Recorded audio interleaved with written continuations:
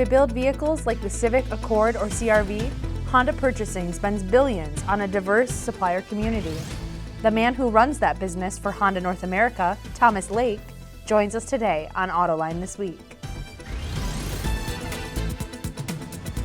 And now, here's your host, John McElroy. I want to thank you all for joining us on Autoline, where this week we're at the Management Briefing Seminars. This is a conference, automotive conference, organized by the Center for Automotive Research, which is based out of Ann Arbor. And joining us today for this show is Tom Lake, the Vice President for Purchasing for Honda North America. Tom, it's great having you here. Thanks, John. It's great to be here. Also joining us today are Gary Vasilash from Automotive Design and Production Magazine and Joann Muller from Forbes. And great having the both of you here for the show. Thank you. So let's jump into it. Tom, what's always impressed me about Honda is it's a company that marches to the beat of a different drummer. And I think that's even reflected in how Honda approaches purchasing.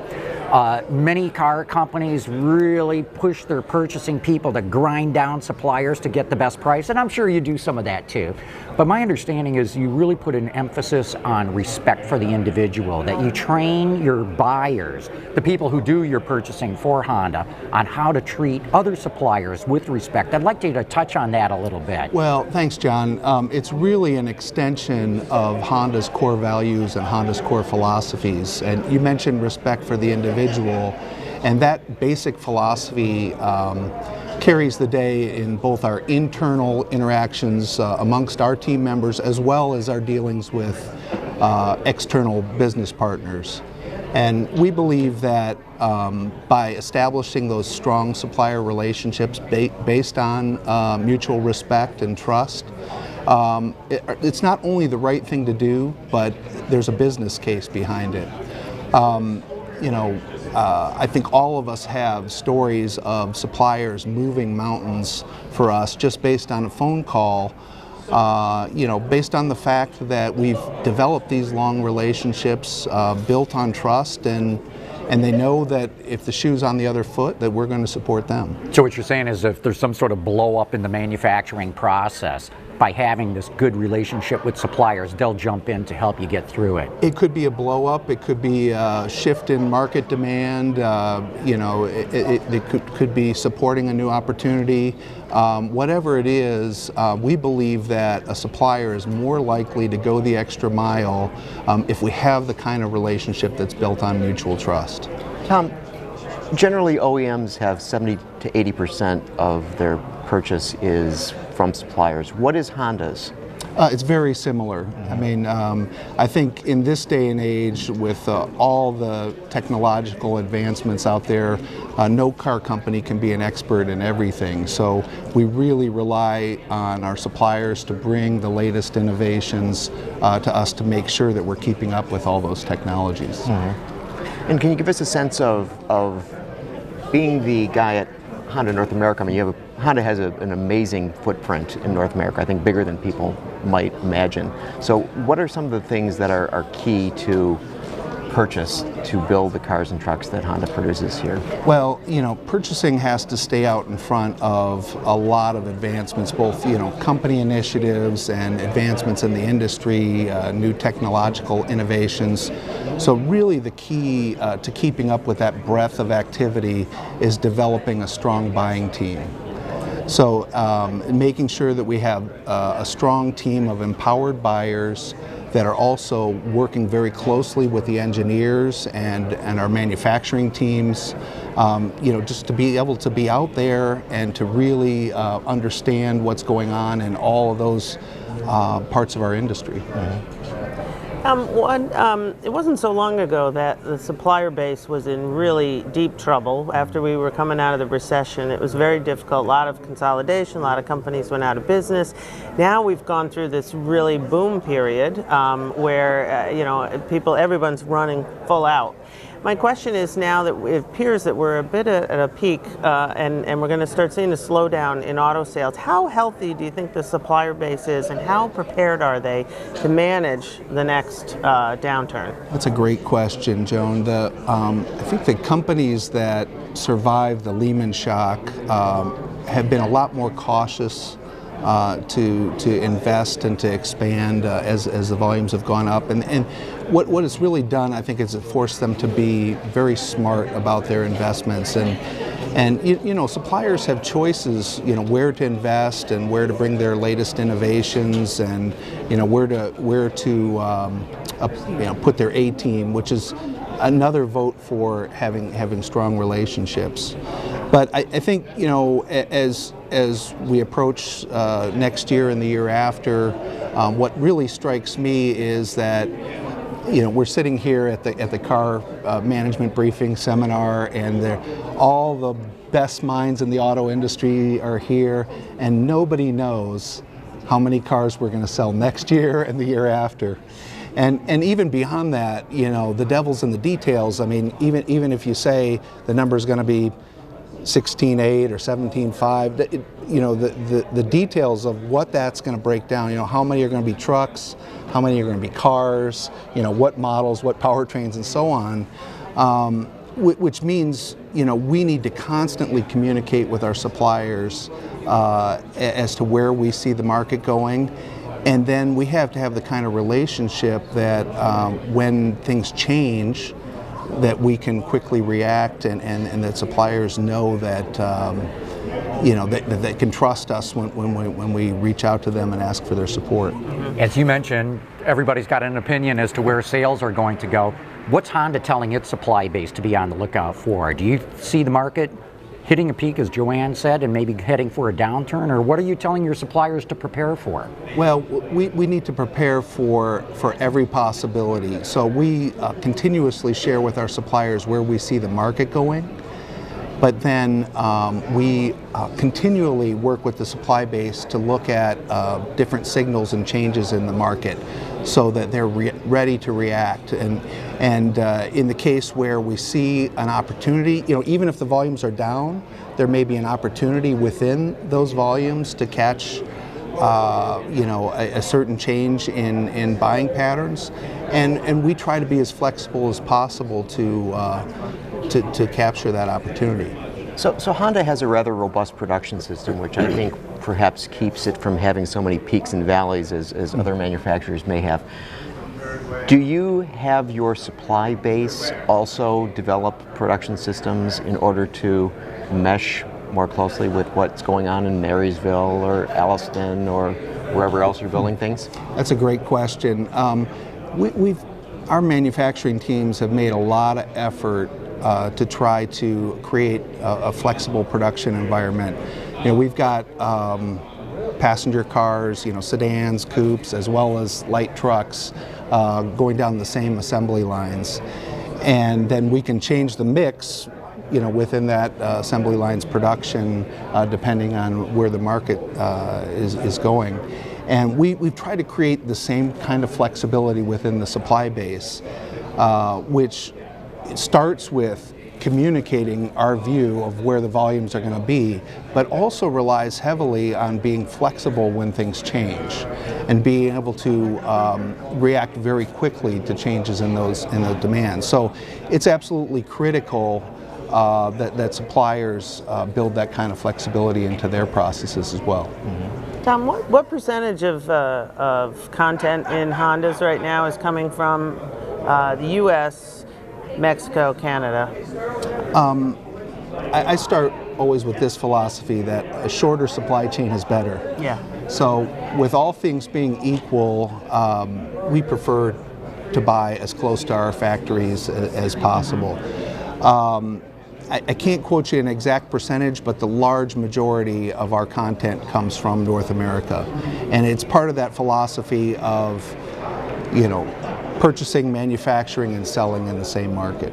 Do you agree or feel that Mexico is sort of the emerging place to have suppliers, or I think there's manufacturing as well? There's great opportunities in Mexico, and we had fairly recently opened another assembly plant there in Celaya, focusing on small car production, which we think is a really good match to the competitiveness of Mexico.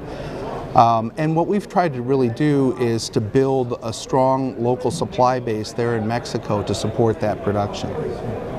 Well, you know, you make small cars like the Fit and the HRV in Mexico, correct? Yeah. Let's go to the opposite end of the spectrum, because I got a chance earlier this year to go visit your Honda Performance division plant where you're making the NSX, where I think you make 8 a day or something like that, as opposed to the zillions of Civics and Accords that are running off the line. How do you approach that from a purchasing basis? Is it different, or is it just smaller scale? It's different. You know, the NSX is not only new for us, but it's actually the first supercar to be designed, developed, and manufactured in the U.S. So when we approach that project from a purchasing viewpoint, we had to think about how are we going to source high quality, you know, high precision, high performance components and systems, and to your point, John, at low volumes and with a high level of variance, because we have a build to order process to produce that vehicle. So, you know, traditional highly automated production lines to build parts for, say, an Accord or a CRV or a Civic, you know, in some cases it is not appropriate. So, and really further to that, with the technology and the craftsmanship that's expected by a supercar buyer, we knew that we were going to have to look at some non-traditional suppliers. So in approaching this, we worked as a team with purchasing, engineering, and also manufacturing in many cases. Sat down with our existing suppliers as well as investigated some new potential suppliers and looked at what kind of processes and suppliers would be appropriate for this kind of these kind of volumes and with this kind of high expectation from this kind of vehicle owner. I've got to believe, though, that if you're a supplier, to be able to have a part on that car would be quite a coup. Yeah, I tell you, the suppliers have been excited about this project, and they've really come through and delivered under those challenging conditions that I explained. But with the technology and the very low volume, you've had to change your philosophy, I think, a bit of trying to buy as close to the plants as possible, because you've got parts coming in from all over the world for that car. Well, for a product like that, you got to find the best. So wherever the best is available, again, for that very demanding supercar buyer. You might be one of them, right, John? Boy, I wish I could afford one of those cars, let me tell you. But I was as equally impressed by the plant as I was by the car itself and the whole manufacturing process. It was very interesting. Great, appreciate that. So what are some of the metrics that you would apply to a supplier to supply an Accord or supply an NSX? Well, I mean, the fundamental thinking is no different. It's a focus on the customer. So what does an Accord customer expect, and how can we exceed those expectations? The same thing when you look at a supercar buyer, only their viewpoint might be a little bit different. Do you think the overall supplier community is healthy? I mean, it feels like, and I know, you know, you explained how you work on relationships, but nonetheless, margins seem to be, you know, always under pressure. You know, is the supplier base healthy in your view? I think overall the supply base is healthy, but as we talked about earlier, some of the challenges of the coming years will be really interesting. Not only production volumes, but shifts in technologies, shift towards electrification. So a company that may be very strong under the current conditions still has to continue to adapt as those changes become reality. One of the discussions here at the conference has been a potential tooling shortage. You know, parts and components, no problem. You can buy those and buy them by the bucket load, so to speak. But when it comes to tooling, very specialized. We've seen over the last couple of decades other automakers offshore a lot of their tooling. Could you talk a little bit about that and how Honda's handling what looks like a critical shortage on the horizon? Well, I think the way that we approach tooling is no different than the way we approach components or materials. We want to partner with a solid group of experts in those areas, and to have the kind of relationship with them that makes Honda a preferred customer for them, and that hopefully when capacities are tight, that they will prioritize our models. So how do you become preferred? I mean, what are the things that you do working with the suppliers? Well, I can tell you what you don't do. So when you get into a tough situation like a capacity shortage or some other difficulty, that's not the time to establish strong relationships. Our approach is to try to establish strong relationships on a continuous basis, so that when those tough times come, the suppliers have a long data set of their behavior of the OEM, and that we built up the kind of trust that will help us weather those difficulties. And a third-party planning perspectives, which looks at supplier OEM relationships for the last 16 years, you guys have been number 2 consistently. 2 years you were number 1. So obviously this is It's working. real. Well, it's really the ultimate compliment to our buyers to be recognized as a trusted partner, and for Honda to be recognized as a preferred customer. And really, it's not just a purchasing thing. It's really a recognition for everyone at Honda that interacts with the supply base in any manner at all. As I said earlier, it's not just the right thing to do. There really is a business case behind having strong relationships with any business partners, including suppliers. And we have many stories of suppliers going the extra mile for us based on those relationships. And yet that same survey showed that Honda had higher ratings in years past. What's changed? Is it the nature of the business, maybe the nature of the survey? Why are you not rated as highly as you were before? Well, the survey is one indication, and it's one that we value.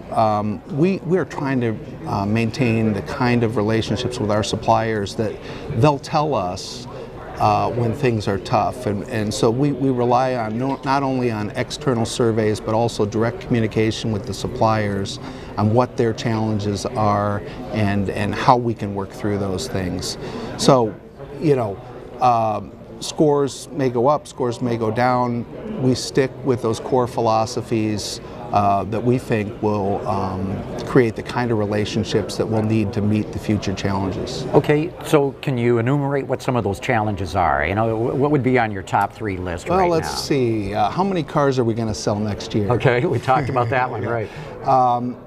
Just the proliferation of technology. Not only are there some big individual technical challenges, but the breadth of those challenges, going into various different areas. We are embracing the challenge of meeting future CAFE requirements. Embracing it, but it still is a challenge, and not only for us, but the supply base. So those are some of the big ones. Gotcha, thanks. As we look at the market, Honda's doing something that other manufacturers are not doing, which is selling cars. Okay, Accord and Civic so far this year have been doing phenomenally well. But at the same time, as you mentioned earlier, you have trucks, you have the Pilot, you have the Ridgeline, you have the CR-V. Does it surprise you as a purchasing guy that cars are doing as well as they're doing at Honda? Well, I recognize that I'm a poor judge of where the market is going personally, so I've given up my role in trying to predict the future. But our focus has really been on steady, measured growth that's sustainable. And because we have a wide breadth of product, from, as you mentioned, from the light truck area to the small car area. We think we have the product that is necessary wherever the market goes. And combined with the flexibility both in our factories and the supply chain, we think we're ready to react to wherever the market demand goes. Tom, do you have any examples of where the relationship that you've built with your suppliers has enabled you to maybe access the best technology that a supplier has? For instance, they came to Honda instead of to somebody else, or that kind of example of how this has manifested itself? Yeah, I mean, if you have a new innovation and you're going to bring it to a car company, especially if you're going to bring it to a certain company first, you have to be able to trust that they're going to treat that innovation appropriately, and that you're going. Which means what? Not giving it away to sharing it with? Which means respecting your intellectual property, which means also making good use of your time, that you're going to get the right audience, you're going to get the right consideration, and that ultimately you're going to have a good opportunity to collaborate with that car company to make that innovation a reality. Because innovation is one thing, getting it into a vehicle and mass producing it is another. So it really requires a good partnership to make some of these new innovations a reality in mass production. Any technologies you can point to? I can't think of a good one off the top of my head. Can I answer the question you didn't ask? Yes. Well, since I'm a purchasing guy and our primary role is to support our manufacturing plants, I had a story one time where, based on a single phone call, this was after the earthquake tsunami that took place in Japan. Based on a single phone call, one of our suppliers hand-carried a container of components, tier 2 or tier 3 parts, to one of their competitors to support our production, based on one phone call. And it's supporting the premise that with the right kind of strong relationships between buyer and seller, people will move mountains in order to support us. In that case, it was to maintain our production. When you mentioned electrification, and that's a big topic at the conference here too, battery costs are still very expensive. But that's a sort of a preface of saying, how strategic is purchasing in looking ahead 5 years? Not to what you got to build on the assembly lines today or tomorrow, but 5 years out. How do you start laying the groundwork for learning what technology is out there and who you should buy it from? Well, as you know, John, purchasing has to be at the forefront of a lot of different technology innovations. So it is very helpful if a buyer has some technical aptitude and some expertise within that subset of the market. At the same time, we rely a lot on buying teams. So it's the purchasing individual along with an engineer and in some cases a manufacturing expert, going out into these different areas of the industry and really understanding, to your point, not only what's happening today, but what's coming down the road, so we can make sure we're ahead of that curve. Well, to that end, you were saying you use some non-traditional suppliers, non-automotive types. What happens when your team shows up at the door of one of these places? Do they say, oh, it's Honda, that's okay, or do they go, oh, it's a car company, we're not interested in that stuff? Well, initial reaction aside, we think that our approach to working with non-traditional suppliers will be no different than within the automotive space. It may take a little bit of time to develop those relationships, but we think if we're consistent and trustworthy, that over time we'll have the same relationships with those companies that we enjoy with our great automotive suppliers today. There's been some talk of, from a material standpoint too, worrying about things where certain materials might not be available. I'm thinking especially of rare earth metals in China, where they shut the door on Japan there for a while a few years ago. How much of your planning goes into that, or does that not matter being the head of purchasing for Honda North America? It absolutely matters. We buy a lot of our own materials, or we contract the purchase of a lot of our materials, even those used by the supply base. And of course, volume is one of a buyer's greatest friends. But at the same time, it's not just about making the best purchase. It's also about securing the volumes, as you mentioned. So, someone becomes a supplier for Honda, and you want to have a good relationship with them. What is it that is incumbent upon the supplier to do in order to continue to be a supplier to Honda? And Tom, we're getting down to the end. We don't need a super quick answer, but a fairly quick one. So I think it starts with partnering with the right companies, and by right companies I mean like-minded, similar philosophies, team-oriented, focused on continuous improvement. And if we create a partnership between like-minded companies like that, a lot of things will take care of themselves. We'll both be focused on the end customer, exceeding their expectations, and we're going to collaborate and we're going to work together to get there. Very good. Thanks for the quick answer on that one. Tom Lake, thanks so much for stopping by and talking with us here at the Management Briefing Seminars. No, thank you. It was my pleasure. I really appreciate it. Thank you. Gary Vasilash, Joann Muller, great having both of you on board here too. I want to thank all of you for having tuned in here. As I said, we're at the Management Briefing Seminars organized by the Center for Automotive Research, and signing off here for Autoline this week.